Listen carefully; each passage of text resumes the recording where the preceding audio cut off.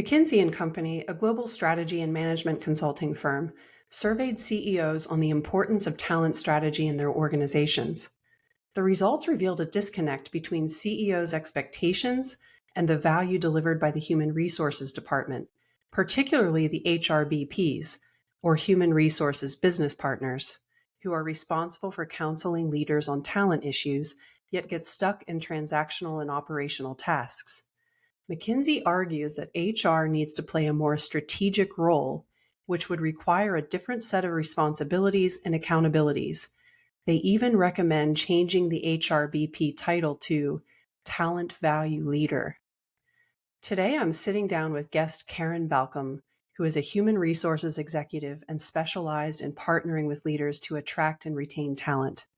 Together, she and I will talk about how leaders, in partnership with HR, can develop and execute a talent strategy that attracts and retains top talent, creating a workplace culture that engages and inspires.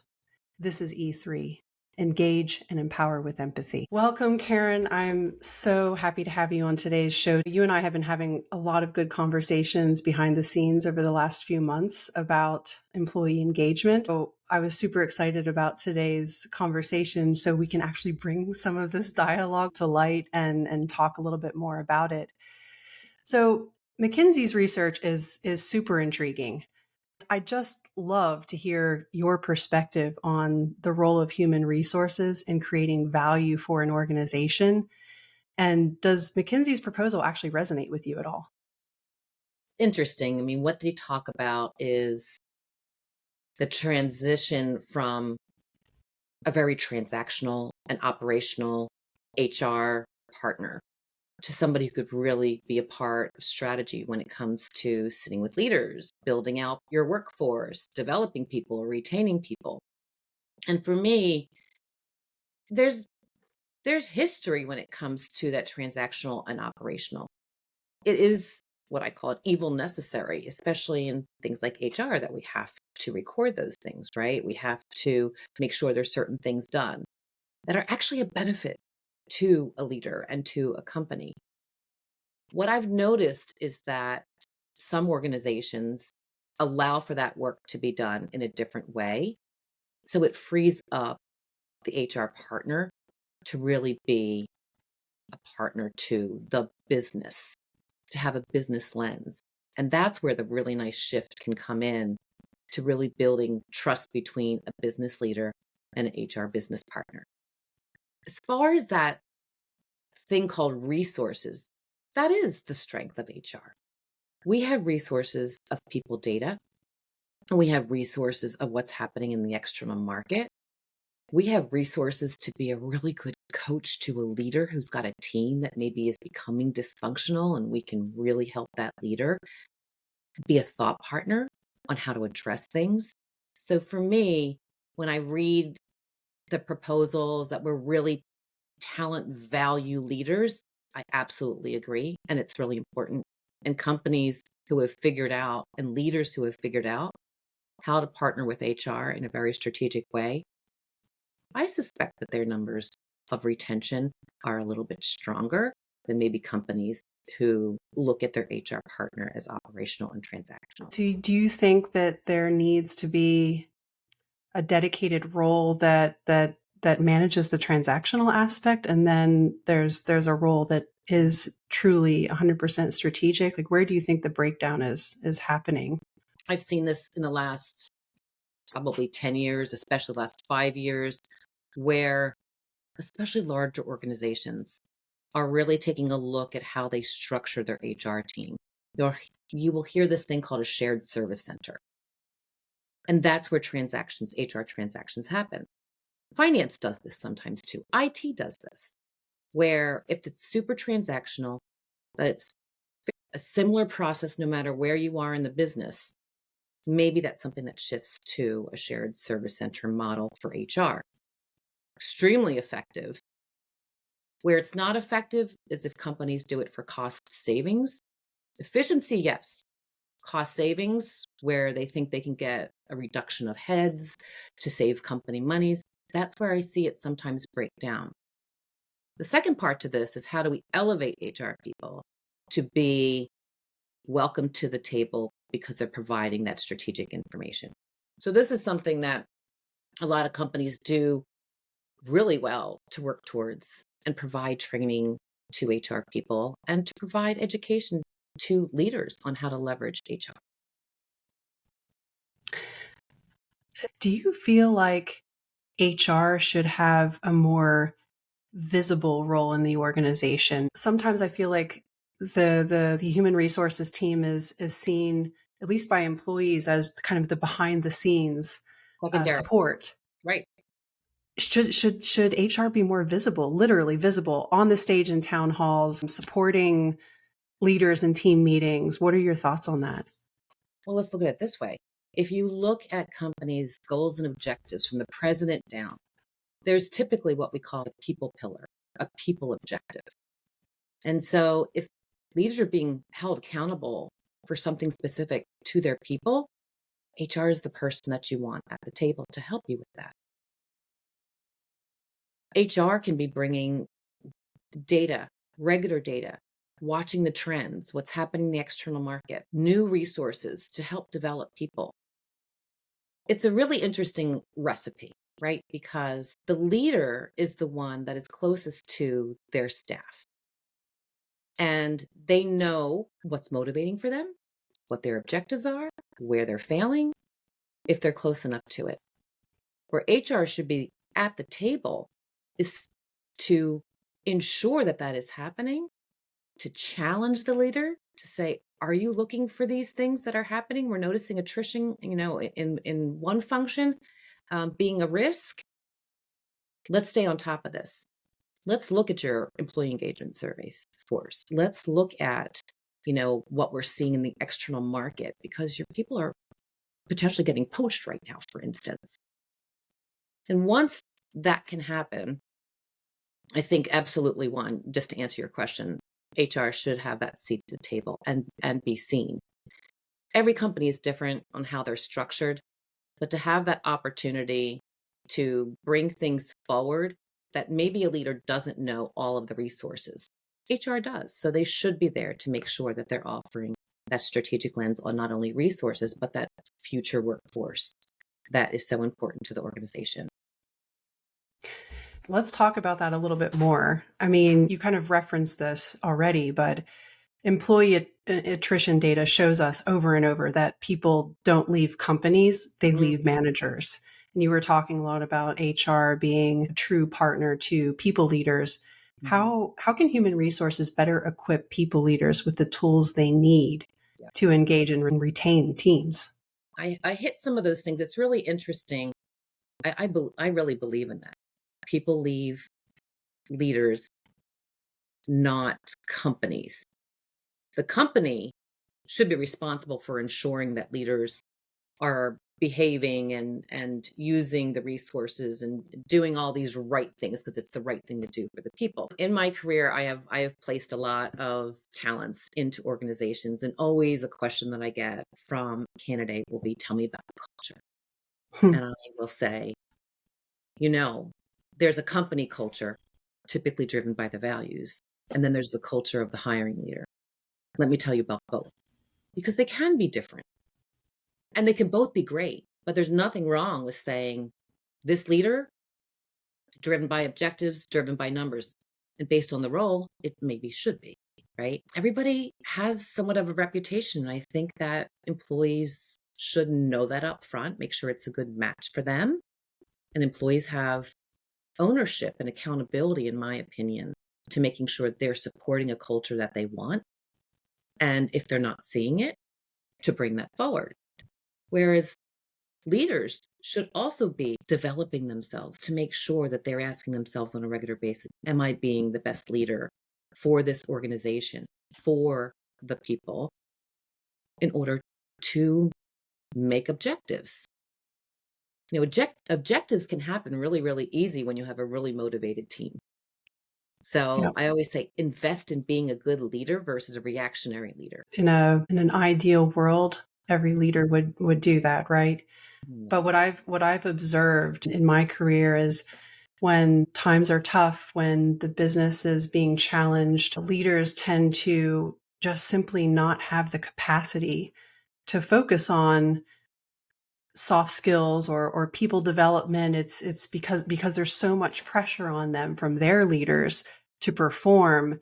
All of a sudden, the emphasis becomes on performance rather than recognition, people development, et cetera. So what is your experience in supporting leaders when times are tough in the business and helping them make that balance between, okay, we need to make the numbers, we need to drive performance for the business, but we also need to support our people. How do you help leaders make that balance?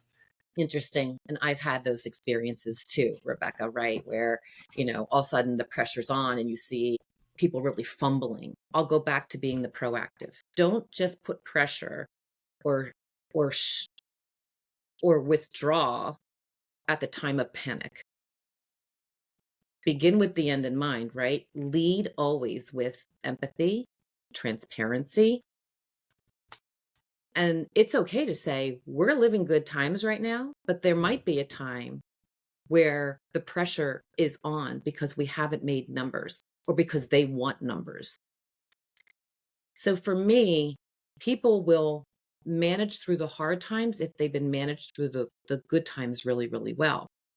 And employees will support a leader who might be struggling because the pressure is really weighted on them and it's very, very obvious. If they've been a good leader the whole entire time, employees might rally around this person. But you have to start with being a transparent leader in the beginning. Heads up, folks, we're getting squeezed, right? So, how do you say that way over here so you're not saying it at a time of panic? That's my Yeah. reaction. That's my reaction to that. I mean, there's going to be bad times. That's why they call it work. What you're saying is, as a leader, you're in it for the long game. Mhm. So you're looking to the long-term future and thinking whether times are tough or we're doing really well. We need to think about how we're going to get through this together as a team, through the good times and the bad. It's kind of like marriage, right? you you commit to your partner, through sickness and health, right? Through the good It's times and the bad. That's the commitment you make. it's such an Um, interesting thing that you just said right there because I tell this story too. So, we go to university, we have to make a really serious decision. The amount of heart and mind that goes into that even at that age, and the work that you do when you get onto that campus to make it work, and you're like, I'm striving for something, I'm always going to strive for something, and I own this. Same with when you pick a partner, same when you buy a home, buy a car, whatever it is, same when you select that really good job. I think what happens sometimes is people get into the job and they're like, I'm good now, I'm good now. So for me, leaders, employees, HR people, it's that trifecta of always knowing that if I don't continue to try or ask or listen or be the best I can be, there's going to be a hard time. I'm thinking of a recent article I read from Gallup where they stated that self-reported employee turnover risk is at its highest point since 2015. And talking about the long game and leaders being in it for the long game, what's at play here? Why do you think employees are so disengaged right now? Is this a leadership problem? What's your thought on that? I've got a lot of thoughts on that. And I saw that article too. It's a really good one. I saw this specific dip in 2018, and if you recall, that was due to companies doing a whole bunch of layoffs at that time. Job market was really, really difficult. We're seeing that again right now in 2023 and 24. So let's think about that, and then I have something else. When it is the responsibility of a company to keep itself afloat. It's financial responsibility when a company has to make a decision to do layoffs. There's this thing that happens though. The trust of employees starts to suffer because why did that need to happen? If you are a responsible company, why did these things need to happen? So if you just take that example and multiply it by so many companies that had hard times and had to lay off and felt really bad and tried to do the right thing, maybe didn't do the right thing all the time, is that the employee dedicated to a company for is not really reality. So an employee is actually doing more protection of themselves to say, where is that company that's always going to be successful? What's that new launch that's going to happen? What's that new investment they just got? What's that new acquisition? And I need to go ride that wave. So you're going to see people managing their careers differently. So that's one thing that when I saw that date and saw 2018, I'm like, that's when it really had a dip. And then you see another dip right now. I think that we're dealing with a different type of employee that once, companies thought it was this kind of employee that they're dealing with. No, there's a different kind of employee. Now fast forward. Let's look at the pandemic. During the pandemic, companies were growing, especially certain industries. Recruiters were busy and the aperture was opened on where they could find candidates because now we could, recruit from anywhere because it's okay to be virtual. It's okay to be remote. We started treating people differently because now I see inside your house. And now I'm allowed to work from home. All the dynamics about how to manage employees really, really shifted, right? These leaders had a lot of pressure on them. Leadership teams of companies had a lot of pressure on how we're going to keep this thing running. But people were still hiring. And HR was really busy for a lot of different reasons. And then all of a sudden, we see the pandemic kind of come to closure. And companies said, okay, let's go back to normal. All done. And there's like, wait a second. Oh, wait. We just survived this thing together. Like, we're different now. I truly believe that we are looking at a different type of employee. And if I was to forecast a year or two out, those employees that were placed in organizations during the pandemic that didn't have the inclusion, they didn't have the onboarding, they didn't have the handshakes, the mentoring, they didn't have lunchtime with people. Are they really dedicated to that company and that leader? Or are they going to take a call because there's something new and different out there that they can just jump into and do something different? Meanwhile, companies saying, come on back into the office. I've just been very successful being home in my office. Why would I do that? I really believe that this is going to be super trying times for leaders and HR professionals. The HR is going to have to reinvest in HR on how they proactively bring these trends to light to leadership teams and let it trickle down into the organization. I think there's great opportunity to partner on this solution together. Bring in the employees. Listen to them. Bring in the leaders. Coach them. Give them training. This is what you're going to see. I think there's a great opportunity. But the first conversation has to be, is this happening? Are we going to see attrition happen with all those that were placed during the pandemic? It's interesting. I look back to the era of my parents and the baby boomers where you would see people staying with a company for decades. And that just doesn't happen anymore. Right. I mean, my father's a good example. He was with the same company for most of his career. You simply don't have that anymore. And there seems to be a lack of loyalty on both sides. Mm-hmm. So the employer is not intending to invest in an employee for 20 years. Mm-hmm. And the employee knows very well that the employer is not going to make that investment in their long-term tenure in the company. So they're also equally disinvested. So it's just a different dynamic. And I agree with you. I think it's a really interesting time for human resources and leaders to partner and really understand, not necessarily to increase the level of loyalty, but to really ensure that during the time that the employee is there in working in the company, that they're engaged, they're inspired by the work they're doing, they're working for a leader who cares about their development and their future career path, whether it's in that company or somewhere else. Mhm. I agree with you. I think there's a tremendous opportunity here. So let's suppose you've already built a really strong organizational culture. You're a talent attraction engine. You're bringing in your best talent. So now, once you have all that talent in your organization, how do you keep them? What are your top 3 tips for retaining talent and keeping them engaged? Look, at the end of the day, I always like to say, treat people the way that you want to be treated. Rebecca, that doesn't always work for everybody. So being prescriptive on these things, these 3 things I think are important. One, as a leader, be respectful, be transparent.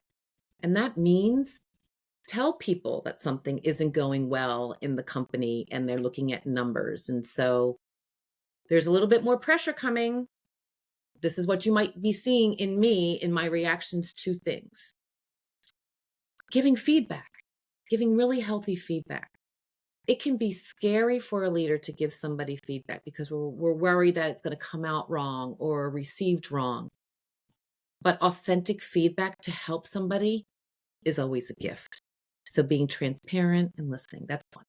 2, help develop them. Employees don't know where to turn always with their career. Now, an employee, like I said, you need to own and never stop working on your career development. But when that conversation, and make sure there is that conversation, help develop your employees. Find them networks. Look at different career trajectories that could be in the organization. Make sure that they've got the reputation that other people know about them, that they would want to be promoted or work in a different organization. Share your talent. And then the third one is give recognition. It's so simple. Be thankful. It doesn't cost anything to send a text to somebody saying, just thinking about the day, thought that was great, good job. Or a monetary spot award. There's all different things that we have in our back pocket, again, to be respectful and to compliment. Those would be the top 3 things that I think just make for a good leader. These are great, Karen. And I think it just goes to show all 3 of these things are so easy to do and so simple. They don't cost a thing. It's just so important not to take them for granted because they really go a long way with people. So I'm just curious, can you think of an example in your career where you've worked with a leader who was extremely transparent, loved helping to develop their people, and was great at giving recognition? And how did you know this leader was successful? How did you measure their success, or how could you see the impact? So I do like data. I think that's one of the most important things. So there are data trends and data in, data out, right? That's another thing. HR has to be transactional. Data has to come in so we can produce something that's meaningful, like trends. I'd say your employee engagement survey is a great way to take a deeper dive into some categories of your leadership skills that indicate, are you trending really well, and taking that typed feedback. I think that's really important. I think asking feedback of your employees on a regular basis. How am I doing? Is there anything different I need to be doing for you? Somehow calculate that in your head. This is what I believe is an upswing. And so we've got some motivated people. Obviously, your retention data is one way to track it. But I think it's very organic too. When your employees come together and provide you a people solution that they want to work on behalf of the broader team, there's no better gift than that as a leader, as a clear indicator that you're a good leader. That's such a good example. And I have a really good example of my own that I'd love to share with you. So the last manager that I had, I reported into her for 7 years. And I do think that the main reason I reported into her for 7 years is because I loved working for her. Mhm. I mean, I could have gone off in other positions in the company, but she was always passionate about my career development and looking for ways to challenge me within the team and giving me new roles and responsibilities. So in a way, I had no excuse to leave the team because she was always working on my career development. And I remember towards the end of my time on her team, a colleague once just told me in a meeting, you know, your team always looks like you're having so much fun. Mm. I would love to be on your team. And I think, from someone from the outside looking in, that is how a leader is empowering a team, because everyone else thinks you're having a great time, and it's because you are. You're showing up, you're coming to work, you're enjoying yourselves, you're feeling like your leader cares and cares about you as a person, and that really goes a long way. And other people in the organization notice. Let me guess, Rebecca. And if that person was going through really hard times and bad news was potentially coming, I bet your team would have rallied around, right? Rallied around, hung in there, gone through the bad time. We did. We Yep. did. We took care of each other. I have leaders that I've worked with that also have that similar type of team, and I just love to study it. Say, why is that? What is that chemical that they have that just makes them that way? And it's definitely that authentic and that listening. And it takes time to be a good leader. You can never turn it off, right? You can never coast. And those leaders, definitely, I think of them and I applaud them often. And wouldn't it be great to get them all in a room and ask them, how do you do it? So I think we all know a lot of them and hope to continue partnering with them in the future. Absolutely. No, I think that's a great way to wrap up this episode. How can we find those pockets of happiness in the organization where teams are really thriving and have lots of energy? Let's use those as case examples and learn from them and study them. Put it in a pill and give it to everybody. Yeah. I love it. I love it. Well, this was such an inspiring conversation, Karen. I am very inspired by your work. I love that there are people like you out there really focused every day on taking care of people and taking care of talent in organizations. So thank you for your service. I love it. And thank you for joining us today. Looking forward. Hear you soon. Take care. Bye. If you enjoyed this podcast and would like to hear more, please subscribe wherever you like to listen to podcasts. Life is too short. Let's take care of each other at work so that together we can make this world a better place.